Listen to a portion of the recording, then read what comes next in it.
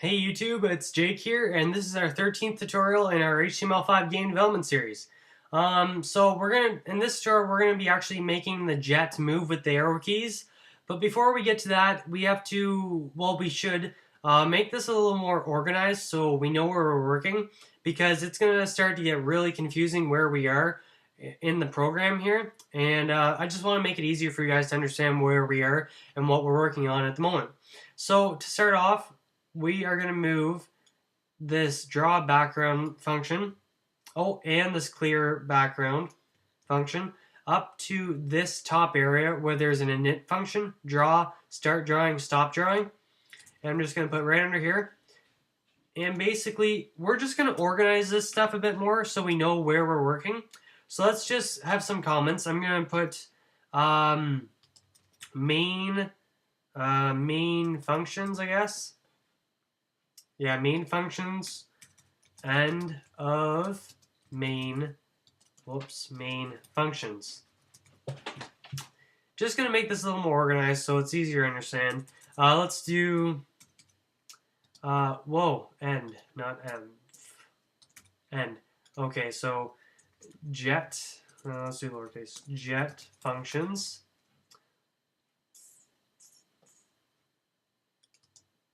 Okay, jet functions, end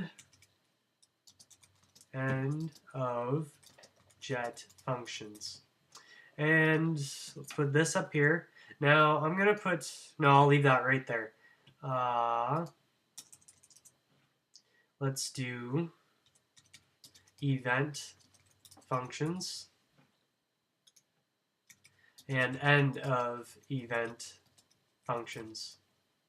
This is just going to help us out so we know where we're working. We don't get confused at all by any of this stuff. So it should help us out a lot. Okay, and make sure we have some spaces in between here so it's easier to find the different areas. Now, when you're actually done a game, you would want to make sure you have as little amount of spaces as possible to keep the program as short as possible. But for testing, this is totally fine to have spaces in here, and just it makes it easier to find stuff and a lot better coding. So yeah, and this main stuff up here, we don't need to really put that in thing really. Actually, you know what, just for the heck of it,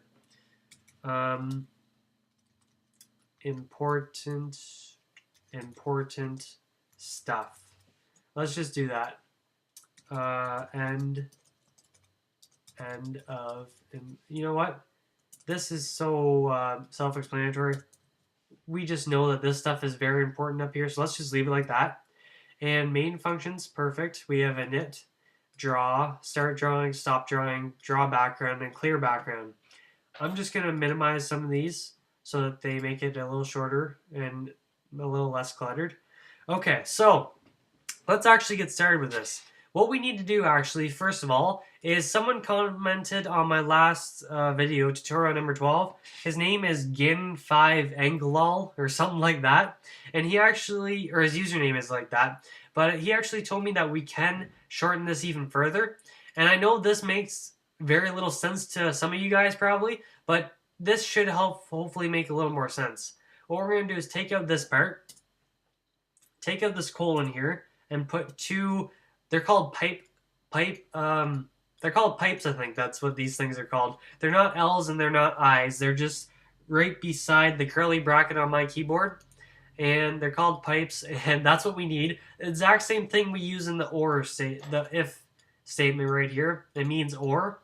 Basically, what this means is that key ID is going to equal key code, but if key code is not available for certain types of browsers, then it's going to switch to the e.which key type. Basically, it just shortened this longer thing into this. It means the exact same thing and does the exact same thing. So all we can do now is just copy this and paste it down here as well. Alright, so sorry about that, guys. My dog was scratching at the door. Oh. Anyways, thank you to the person who commented on this. I hope I didn't, well, I probably did mispronounce your name, but your username, but again, 5 Galal, thank you. Anyways, so after this part, we just fix this up. It makes it a little more readable and more makes more sense, kind of. Anyways, what we have to do next is go up to our jet function, which is inside jet functions, our little area, and we have to add some more variables for the jet. So first of all, we have to add a new variable called, what are we going to call this one? Speed.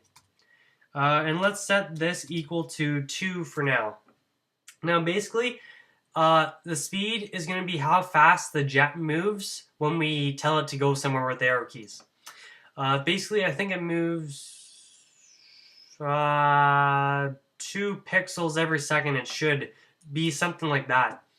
Or two pixels every time this draw function up here gets called. Anyways, okay, another one we need is this dot is up key equals false to start with. Now, this normally, well, since we have a jet function, we could have an actual function for the game itself, or just make this a regular variable up here, is up key. But it keeps it kind of organized, because if you want, say you want one jet to have, say you want a 2-player game, you could have one jet controlled with the WASD keys, and another person can control the other jet with the arrow keys. For example, not that common anymore nowadays because there's multiplayer online and stuff, but just for example. So that's why we're going to keep it in here. And let's just copy this a couple times, 4 times, or we want 4 of them. And let's just name this one right key. Name this one, whoops, is down key.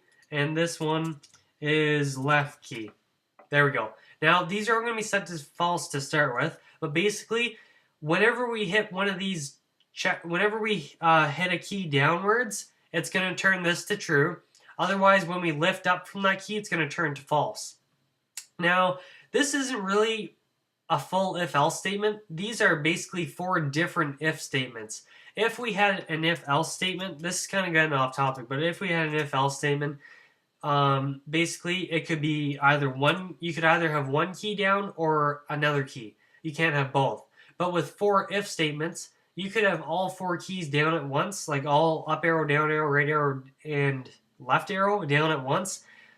But it still may not move. But if you have 2 keys down, this allows the jet to move in diagonals, which is what we want, kind of. Unless you don't want it, then go ahead and put if, else if, else if, else if. You probably don't even know what I mean. Some of you might not, but some of you may. But anyways, let's just keep it like this for now, 4 if statements, and same with this.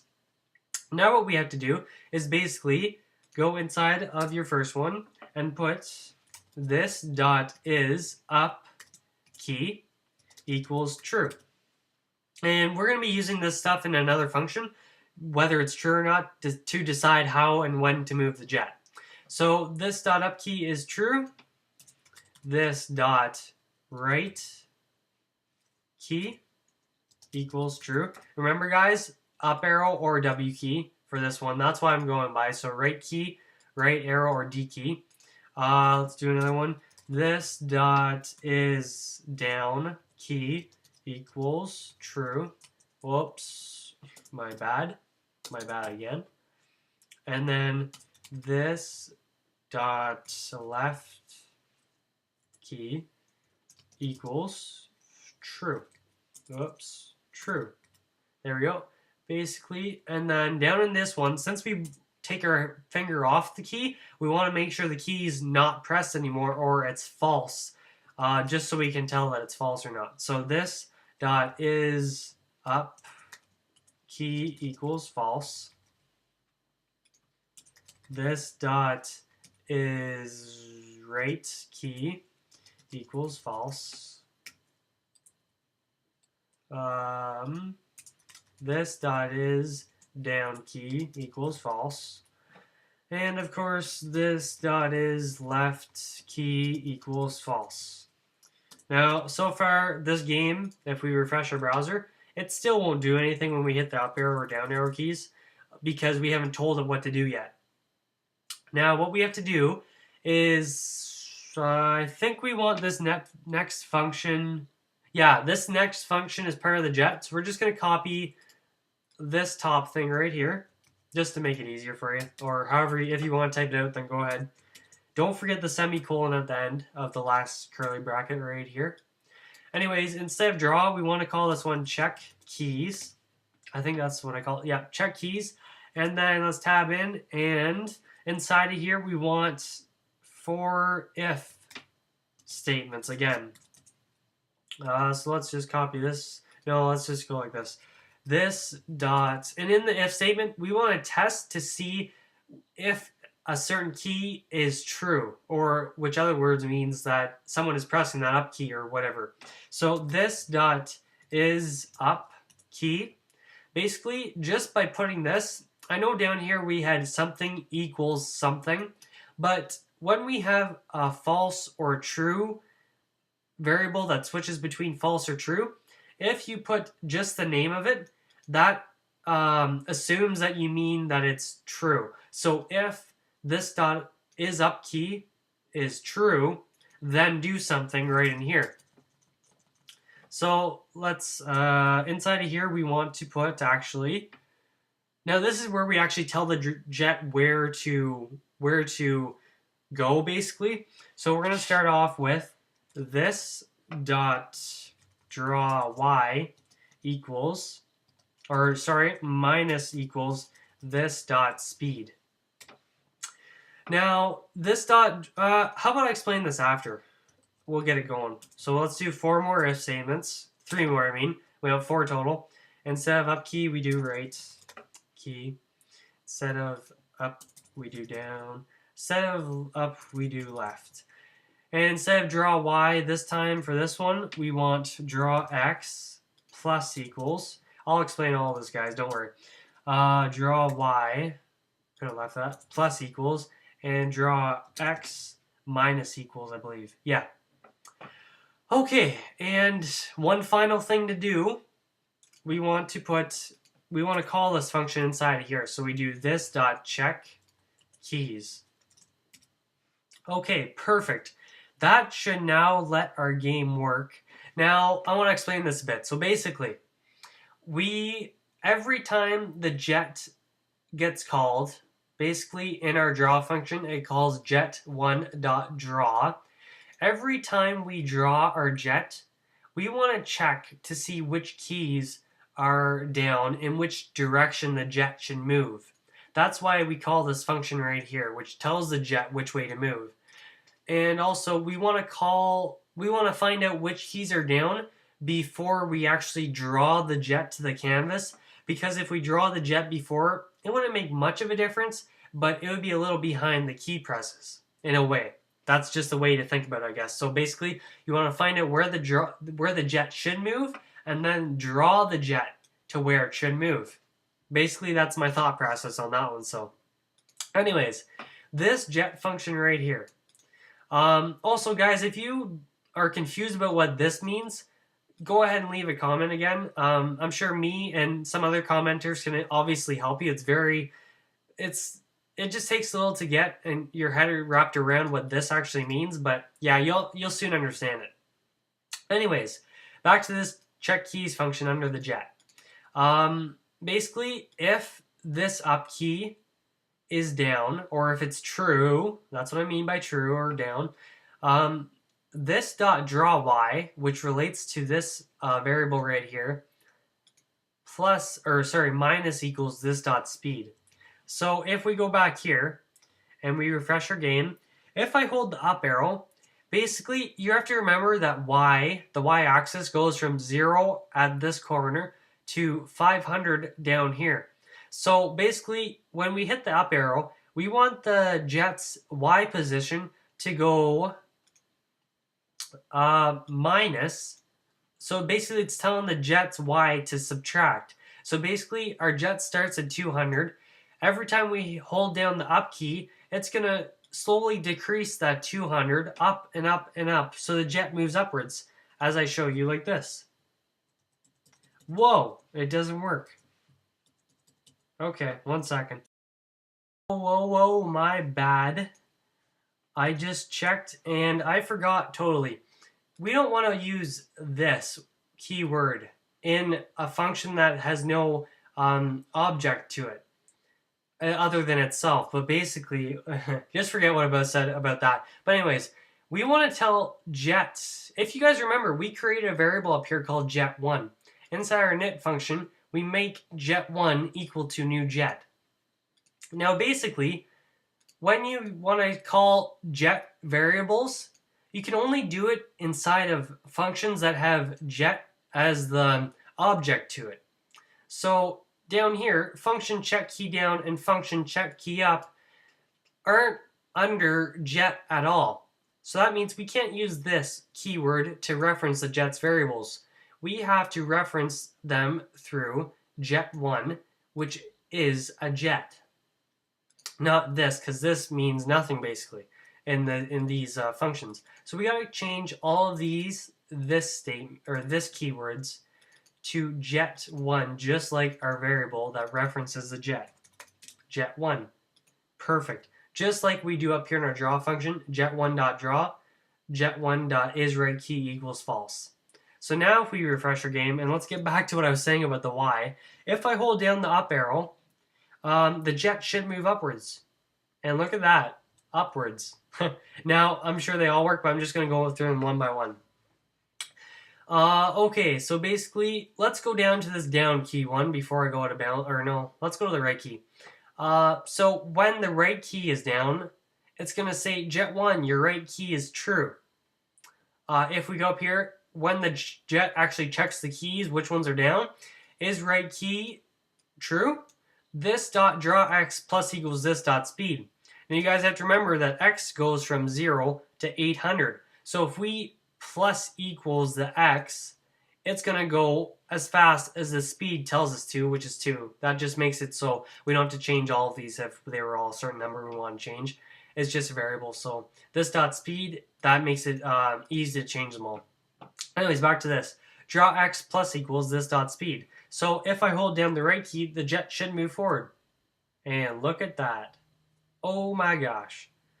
Perfect. Now, if we go back to our code, and if we look at the down key, if the down key is true, which is told by right here, then this dot y plus equals this dot speed. Just like the up arrow subtracts the y, the down arrow will increase the y position, just like that. Now, if we go back here, and if left key is true, then draw x minus equals this dot speed. So if we go back to here, look at this. It goes backwards. And look at this, diagonals. By holding down the up key, or let's do the down key and the left key, it moves in a downward left angle. And if we hold the right and up key, it goes this way, and so on, just like this, by holding two keys. Now, if you hold the up key and the down key at the same time, it won't do anything. Just like it is right now, I'm holding both keys. If you hold the left key and the right key at the same time, it won't do anything. If you hold all four keys, it won't do anything at all either, other than jitter up and down when you let go. But basically, our jet is now moving. Now, isn't this sweet? It's pretty sweet. And it's pretty fun, too. We just have to get the bullet working now so we can shoot enemy jets. Pew, pew, pew. Anyways, if we go back here, so that's basically how it works, guys. All we're doing is either increasing the x or the y variables for where the jet is actually drawn, or decreasing the y or the x variables depending on what key we have. And these just tell that the jet keys are true if they're down, but when we release them, it's going to tell them that the keys are false, so that the jet stops moving in that direction. And basically, guys, that's pretty much it for jet moving.